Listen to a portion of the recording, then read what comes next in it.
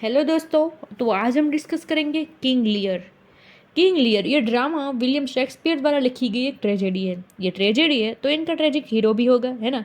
तो यहाँ खुद ब्रिटेन का किंग लियर ट्रेजिक हीरो है। गाइस, पहले प्ले की कैरेक्टर्स को जानेंगे, जिसमें किंग लियर का कोई भी बेटा है ही नहीं। 3 बेटियां हैं। गोंद्रिल है, वो बड़ी बेटी है। कोर्डेलिया छोटी बेटी है। और रेगन है, वो मंझली बेटी यानी बीच की है। अगर बात करें खासियत की, तो किंग लियर को अपनी तारीफ सुनना काफ़ी पसंद है। और यहाँ गोंड्रिल और रेगन दोनों ही लालची और चतुर भी है। तारीफ करती रहती है हमेशा अपने पिता की, क्योंकि पता है कि पिता को एक दिन वृद्ध हो जाना है और हमें संपत्ति मिलने वाली है। इसलिए शुरू करते हैं गाइस ये प्ले। किंग लियर एक सेरेमनी इवेंट प्लान करते हैं। साथ ही अपनी बेटी का एक टाइप का स्वयंवर भी रखते हैं, कोर्डेलिया का।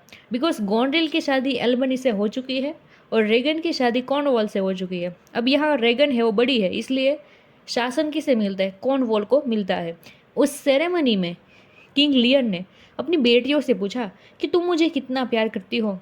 यहाँ गोंड्रिल और रिगन चापलूसी करती हुई बोलती है कि दुनिया की कई कीमती चीज़ें हैं, बट हमें कोई भी प्यारी नहीं है, बट हम सबसे ज़्यादा प्यार आपसे करते हैं। लेकिन यहाँ कोर्डेलिया बताती है कि जितना प्यार एक बेटी को अपने पिता से करना चाहिए, उस हद तक ही मैं प्यार करती हूँ आपसे। अब ये सुनकर किंग लियर कोर्डेलिया से नाराज़ हो जाते हैं, क्योंकि उनको हमेशा उनकी तारीफ सुनना पसंद है। कोई ऐसे बोल दे कि मैं आपको एक लिमिट तक चाहता हूँ, तो वो पसंद नहीं है। और कोर्डेलिया को अपनी जायदाद से भी बेदखल कर देते हैं। रही बात कोर्डेलिया के मैरिज की, तो 2 राजकुमार आए थे। उनमें से एक तो कोर्डेलिया को जायदाद से बेदखल किया जा रहा है, ये सुनकर ही पीछे हट कर लेते हैं। वो शादी करने के लिए तैयार नहीं है। बट किंग ऑफ फ्रांस भी वहाँ आया था। वो बड़ा अच्छा इंसान था। बोला कि मुझे जायदाद नहीं चाहिए, मैं सिर्फ शादी करना चाहता हूँ कोर्डेलिया से, मैं सच्चा प्यार करता हूँ उसे। अब ये सेरेमनी ख़त्म हो जाती है और किंग ऑफ फ्रांस है, उसके साथ कोर्डेलिया चली जाती है फ्रांस। किंग लियर गोंड्रिल और रिगन को आधी आधी जायदाद बांट देते हैं, उसे आजीवन रखने के लिए। साथ ही एक शर्त थी कि तुम्हें, मान लो कि मंथ में 30 दिन होते हैं, तो 15 दिन रेगन रखेगी और 15 दिन गोंड्रिल रखेगी, ऐसी शर्त थी। साथ ही रेगन बड़ी थी, इसलिए हमने बात की कि कॉर्नवेल को तो गद्दी मिल गई। अब किंग लियर के पास कुछ भी नहीं बचा, तो पहले वो गोंड्रिल के घर 15 दिन रहने के लिए जाते हैं। गोंड्रिल कुछ दिनों के बाद सर्वेंट्स को बोलती है कि इसके सामने एक राजा के जैसा बिहेव मत करना, राजा के जैसा पेश मत आना। एक मानो कि किंग लियर एक आम इंसान है, वैसा ही बिहेव करना, ज़्यादा उसकी चाकरी मत करना। साथ ही गोंड्रिल ये भी कहती है अपने पिता से, यानी किंग लियर से, कि तुम्हें 100 सोल्जर्स रखने की क्या ज़रूरत है, सिर्फ 50 रखिए और बाकी के हमें दे दीजिए। अब देखो कितनी लालची है। उसको आधी संपत्ति मिली है अपने पिता की, फिर भी अभी भी उनके मन में लालच है। यानी अपने किंग लियर नाराज होकर रिगन के पास यानी अपने महल में पहुंच जाते हैं। उससे पहले गोंड्रिल ने रिगन को लेटर लिख दिया था कि पिताजी आखिर क्यों मेरा घर छोड़कर वहाँ महल पर आ रहे हैं। गोंड्रिल ने तो 50 सोल्जर रखने के लिए तो कहा था, लेकिन यहाँ रिगन ने तो सिर्फ 25 सोल्जर रखने के लिए ही कहा। कहा कि आपको इतने सोल्जर्स की क्या ज़रूरत है, बाकी के जो 75 है वो हमें दे दो। और काफ़ी बुरा बर्ताव किया किंग लियर के साथ। वहाँ से भी महल छोड़कर निकल गए हैं किंग लियर और अपनी 2 बेटियों को सभी जायदाद बांटने पर पछतावा करते हैं। लेकिन कहते हैं ना कि अब पछताए होत क्या, जब चिड़िया चुग गई खेत। किंग लियर पूरे के पूरे टूट गए हैं अंदर से और ये सोचने लगे कि सेरेमनी के वक्त तो कितनी बड़ी बड़ी बातें कर रही थी गोंड्रिल और रिगन कि मैं तो आपके लिए ये कर दूंगी, मैं तो आपके लिए वो कर दूंगी। अब दोस्तों मैं आपको बता दूं, भले ही उनकी 2 बेटियां हैं, वो लालची है, अपने पिता को नहीं रख रही है, बट किंग लियर के वफादार मंत्री थे, दरबारी थे, जो उनके बारे में अच्छा सोचते थे। तो वो कौन थे? पहला एक कैंट, दूसरा एक ग्लॉस्टर और तीसरा है फूल नाम का एक इंसान।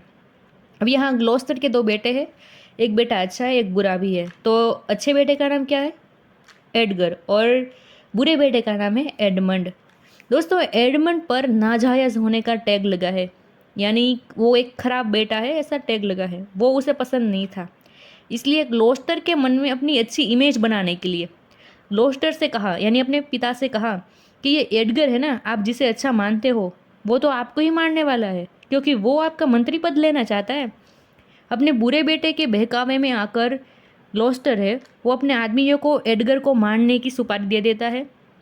लेकिन अच्छे लक होने की वजह से एडगर वहाँ से भाग जाता है और एक टाउन में आकर एक झोंपड़ी बांधकर अपना नाम पुअर टॉम ऐसा रख देता है। अब वो एडगर नहीं रहा, पुअर टॉम के नाम से जाना जाता है। अब अगर बात करें कि किंग लियर कहाँ है, तो किंग लियर अपने वफादार आदमी फूल के साथ भटक रहे थे। ये बात एक जेंटलमैन किंग लियर के वफादार कैंट को बताते हैं कि किंग लियर तो एक इंसान फूल है, उसके साथ भटक रही है। तो कैंट है वो दिमाग दौड़ाता है और उस जेंटलमैन को जिसने खबर दी थी उसे, उस जेंटलमैन को रिंग देता है और कहता है कि तुम राजा की छोटी बेटी है कोडिलिया, उसके पास जाओ और बताओ कि आखिर क्या हालत है उसके पिता की।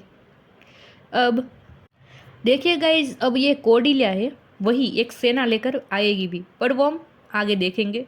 यहाँ स्टोरी कंटिन्यू कर दे और इस बाजू कैंट अचानक फूल को किंग लियर के साथ देख लेता है।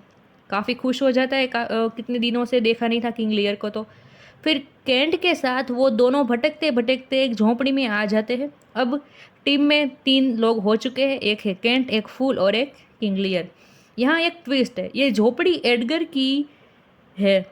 अब इन लोगों को नहीं पता है कि ये एडगर की है, क्योंकि एडगर ने तो अपना नाम बदल दिया, पुअर टॉम अपना हुलिया भी बदल दिया था। और ये एडगर है ना, मैंने आपको जैसे बताया था एकदम जेंटलमैन है। तो एडगर को क्या लगता है कि मेरे पिताजी यानी ग्लॉस्टर किंग लियर के एक समय के मंत्री थे, तो इसलिए मुझे इनकी हेल्प करनी चाहिए। बिकॉज जो नौकर अपने मालिक के बुरे वक्त में काम ना आए तो वो नौकर ही कैसा।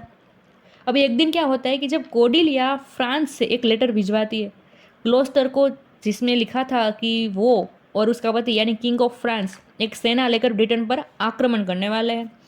तो ये मैसेज लिखा था। अब ग्लॉस्टर एडमंड को अच्छा मानकर इस लेटर के बारे में बताते हैं। उसको पता नहीं था ये तो धोखेबाज है, इसे नहीं बताना चाहिए। अब ये धोखेबाज एडमंड कॉर्नवेल जो कि ब्रिटेन का राजा बनाया गया था, उसका विश्वास जीतने के लिए ये लेटर के बारे में उसे बता देता है। उसके बदले में जो उसे चाहिए था वो मिल गया। कॉर्नवॉल ने एडमंड को मंत्री पद दे दिया और ग्लॉस्टर को नौकरी में से निकाल दिया। अब यहाँ कोडिलिया को कैसे पता चला कि अपने पिता की ऐसी हालत है, तो मैंने आपको बताया था कि कैंट ने एक जेंटलमैन के थ्रू एक रिंग भिजवाई थी और कहा था जेंटलमैन को तुम कोडिलिया को ऐसा सब बता देना कि उसके पिता की क्या हालत है। तो उसे पता चल जाता है। वो हकीकत में अपने पिता से वो दोनों बहनों से ज़्यादा प्यार करती थी, इसलिए वो अब ये कॉन्स्पिरेसी तैयार करेगी और सेना लेकर आएगी। देखिए गाइज, यहाँ ग्लॉस्टर को अब नौकरी में से निकाल दिया है। तो ग्लॉस्टर कैंट के पास जाता है और कैंट को कहता है कि तुम डोवर चले जाओ, क्योंकि कोडिलिया अपने पति के साथ सेना लेकर डोवर पहुंच चुकी है। अगर किंग लियर को वहाँ डोवर जैसी सेफ जगह पर नहीं पहुंचाया गया तो कॉर्नवेल और एडमंड उसे मार देंगे।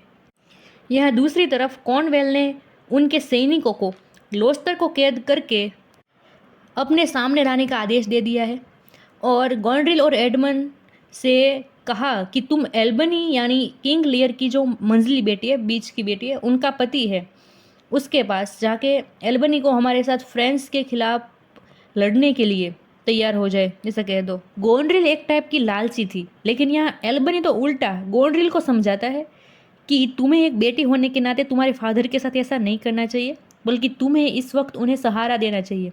देखिए दोस्तों, यहाँ एल्बनी और गोंड्रिल के बीच डिस्प्यूट चल रहा है। तो दूसरी ओर कॉर्नवेल के सामने ग्लॉस्टर को हाजिर किया जाता है और कॉर्नवेल रिगन के साथ मिलकर उसकी आंखें निकाल के महल से निकाल देता है। यानी कि अब ये जो ग्लॉस्टर है वो अंधा हो चुका है क्योंकि उसकी आंखें निकाल दी गई है। लेकिन महल के 2 नौकर ग्लॉस्टर की हेल्प करते हैं। नौकर कैसे भी करके किंग लियर, कैंट और फूल जिस झोपड़ी में थे वहाँ पहुँचा देते हैं ग्लॉस्टर को। लेकिन ग्लॉस्टर को अभी भी पता नहीं है कि यह झोपड़ी का मालिक उसका बेटा पुअर टॉम है। इस दौरान एक न्यूज़ फैलती है झोपड़ी में कि कुछ नौकरों ने मिलकर कॉर्नवेल को तो मार दिया है। यह दोस्तों लालची एडमंड राजा बन जाता है, बिकॉज कॉर्नवेल तो मर गया। तो अब कौन है वहाँ? वहाँ है एडमंड, उसका वफादार जो ठहरा था। ब्रिटेन का राजा बन जाता है अब एडमंड। गोंड्रिल और रिगन शादीशुदा होने के बावजूद भी पहले से ही एडमंड को प्यार करती थी। कॉर्नवेल की डेथ से रिगन खुश हो जाती है कि मुझे तो मौका मिल गया कि मैं अब तो एडमंड के साथ शादी कर लूँगी। तो गोंड्रिल भी अपने पति एल्बनी को मार देती है एडमंड के साथ शादी करने के लिए। देखिए कितनी लालची है, ना तो अपने पिता की हुई ना तो अपने पति की हुई। और रही बात कॉर्डेलिया की, तो वो क्या कर रही है, वो उसके पिता को ढूंढने के लिए एक टुकड़ी भेजती है और वो टुकड़ी उसे फ्रांस कैंप पर ले आती है। लेकिन किंग लियर कॉर्डेलिया से नज़र नहीं मिला रहे, शर्मा रहे कॉर्डेलिया से, बिकॉज पहले उन्होंने कॉर्डेलिया को जायदाद से बेदखल कर दिया था। किंग लियर कॉर्डेलिया की माफ़ी मांगते हैं, बाप बेटी के बीच इमोशनल सीन खड़ा हो जाता है। गाइज ये प्ले ट्रेजेडी है, इसलिए इसके एंड भी इमोशनल ही होंगे। देखिए अब कैसे एंड होता है इस स्टोरी का। ब्रिटेन और फ्रांस के बीच अब एक लड़ाई होती है, जोरदार युद्ध होता है, जिसमें अनफॉर्चुनेटली फ्रांस यानी अच्छे लोग हार जाते हैं, कॉर्डेलिया हार जाती है। तो वही हार जाती है कॉर्डेलिया, और किंग लियर और कॉर्डेलिया को एक कैद किया जाता है।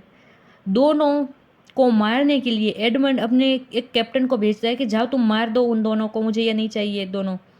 अब एंड के इम्पोर्टेंस इवेंट्स की अगर बात करें तो दूसरी तरफ एडगर और एडमंड के बीच लड़ाई होती है, दोनों ही भाइयों के बीच, जिसमें एडगर जीत जाता है। तभी ग्लोस्टर को पता चलता है कि ये पुअर टॉम तो उसका लाडला बेटा एडगर ही है। गोनरिल ने तो एल्बनी को मार दिया था, अब गोनरिल रिगन को भी जहर दे के मार देती है, क्योंकि वो अपने रास्ते में से सभी कांटों को दूर कर रही थी। पहले अपने पति को मार दिया, अब अपनी बहन को भी मार दिया, क्योंकि उसको पता था कि रिगन है उसका पति यानी कॉर्नवेल तो मर चुका है, तो वो ज़रूर शादी कर लेगी एडमंड से, इसलिए गोनरिल ने पहले अपनी बहन को ही हटा दिया। लेकिन जब पता चलता है कि एडमंड को भी एडगर ने मार दिया है, यानी एडमंड इस दुनिया में नहीं रहा, तो वो खुद को भी मार देती है। अब एडमंड ने मरते मरते एडगर से कहा था कि किंग लियर और कॉर्डेलिया को मारने के लिए उसने एक कैप्टन भेजा था, इसलिए एडगर वहाँ पहुँचता है जहाँ वो दोनों कैद थे। जैसे ही वो अंदर जाता है तो क्या देखता है, मरी हुई कॉर्डेलिया किंग लियर की गोद में है और किंग लियर पागलों जैसा बिहेव कर रहे हैं, ज़ोर ज़ोर से रो रहे हैं। गाइज ये प्ले यहीं ख़त्म होता है। आपने जैसे देखा कि ट्रेजेडी है, इसलिए यहाँ जो एंड है वो भी काफ़ी सैड आता है। यहाँ खुद किंग लियर है, उनको भी काफ़ी कुछ भुगतना पड़ता है। गाइस ये स्टोरी यहीं ख़त्म होती है। अगर आपको ये वीडियो अच्छा लगा हो या फिर इस ट्रेजेडी का एक्सप्लेनेशन अच्छा लगा हो तो वीडियो को लाइक एंड शेयर कीजिए और चैनल को सब्सक्राइब कर दीजिए।